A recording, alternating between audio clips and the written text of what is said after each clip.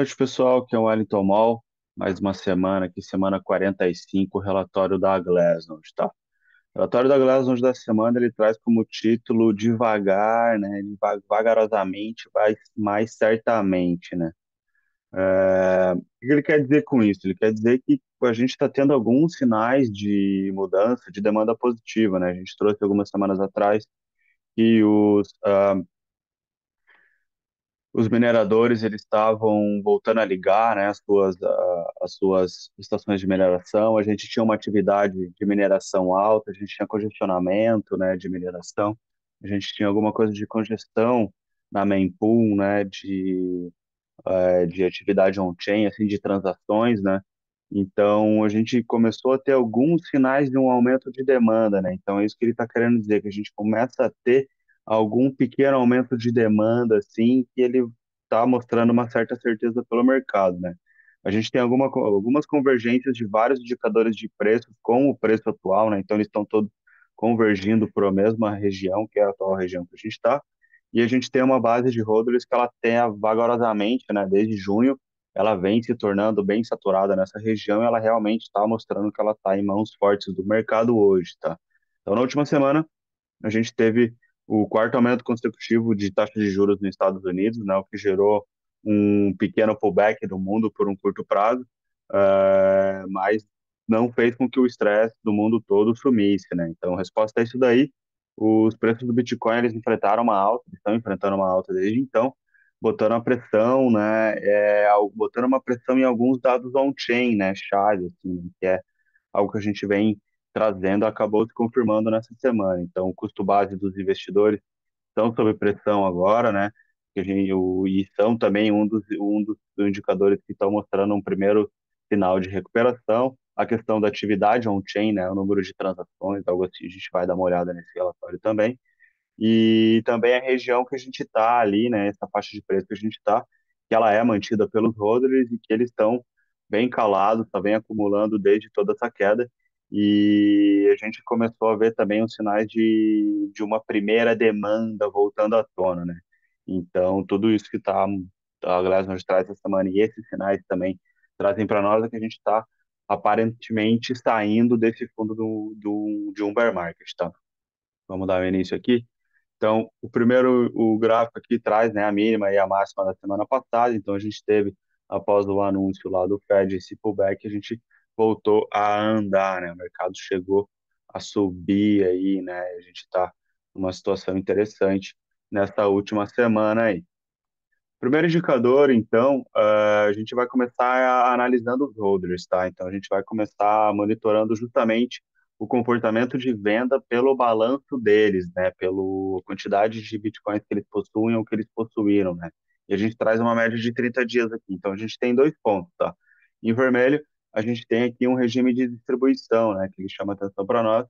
E a gente tem uma típica realização de lucros e o mercado faz, os investidores de longo prazo, aqui no caso os holders, eles fazem, o mercado está subindo, subindo, subindo. Então a gente tem a realização de lucros e com essa realização de lucros o mercado continua subindo porque a gente tem demanda entrando de novos investidores que vão absorvendo e a gente tem esse bull run, né? Então essa região vermelha mostra justamente esse regime de distribuição que é os holders realizando lucros aqui, né? Lucros um tanto quanto altos, né? Então ele chama atenção que é, a gente teve um pico aqui de 150 mil bitcoins vendidos no mês, né, durante esse regime de distribuição, e a gente chegou no total, né, os holders chegaram no total de mais de 450 mil bitcoins vendidos nesse período aqui, tá? E daí a gente tem um período de transição. Isso foi de final de novembro, final de 2020 até metade de maio, ali junho, metade de 2021, quando a gente tem um evento de capitulação dos mineradores, né? No caso, a expulsão dos mineradores da China, né? E após isso, a gente tem essa migração de um regime para um regime de acumulação. Então, eles vinham realizando todo esse período, eles vieram realizando as suas moedas, né? Realizando lucro nesse bull run que a gente teve em 2020, 2021. E a partir disso, que a gente tem a capitulação, no evento da China, eles voltam a acumular, né? Então, a gente tem desde então um cenário positivo dos holders aqui, né? Que eles vêm acumulando desde então. Chegou a bater picos aqui de 40 a 60 mil bitcoins por mês e fez hoje com que eles tenham mais de 500 mil bitcoins acumulados em 8 meses, né? E também mostra para nós aqui que eles estão batendo a sua máxima histórica aqui de bitcoins em posse dos holders, tá? Então, ah, a Glassnode faz questão de lembrar aqui que a gente tem as moedas perdidas também, né? Só que as moedas perdidas elas são levadas em conta o tempo todo, né? Então, a maioria das moedas perdidas que a gente fala, pô, o pessoal perdeu o Bitcoin, são os investidores lá de longuíssimo prazo, lá de 2012, 2014, que compraram esses Bitcoins quando o Bitcoin valia muito pouco ainda, e nesse período eles acabaram perdendo essas moedas. Então, essas moedas de hodlers aqui, né, toda essa acumulação que a gente fala, ela leva em conta também esses Bitcoins perdidos, tá? Mas mesmo assim, a gente está batendo máximas históricas aqui, então mostra realmente o quão os holders acumularam nesse período, nesse último ano aqui, né?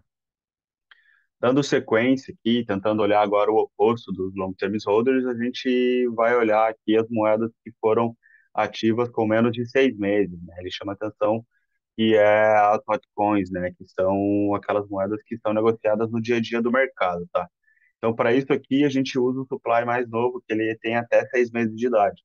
E esse supply, ele continua aqui batendo mínimas históricas, que é essa região pontilhada aqui. Essa região, ela foi tocada aqui em junho desse ano, né, após a capitulação.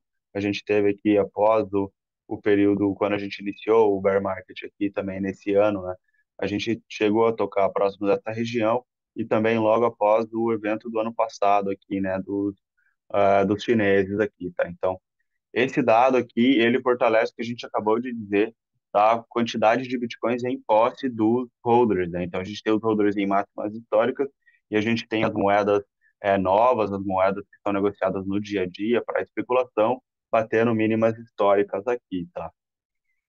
Dando continuidade, a gente entra aqui agora no Realized Cap Wave, tá? O Realized Cap, ele é a quantidade de dólares posicionados em cada grupo, né? Então, a gente tem aqui um grupo de investidores que possuem seus bitcoins de 1 a 3 meses, uma semana a um mês, um dia a uma semana, e bitcoins até 24 horas aqui, né?